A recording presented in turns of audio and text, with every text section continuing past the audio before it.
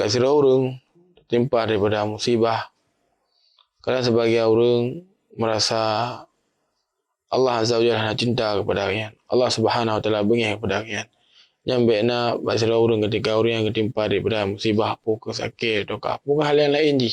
Basira urang hendaknya berprasangka baik kepada Allah Subhanahu wa taala.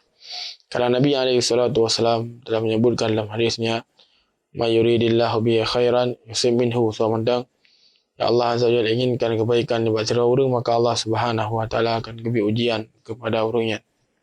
Orang Allah Azza wa Jalla inginkan keadaan urang yang ketika Allah beri ujian, orang yang termasuk orang yang beriman ataukah orang yang bengih kepada Allah Subhanahu wa taala. Sehingga Nabi alaihi salatu wasallam menyebutkan, "Idza habballahu al-qaum ibtalahum." Jika Allah Azza wa Jalla mencintai suatu kaum, maka Allah Azza wa Jalla akan menguji daripada kaumnya. Faman radhiya falahu ridha, waman sakhita falahu sakhat.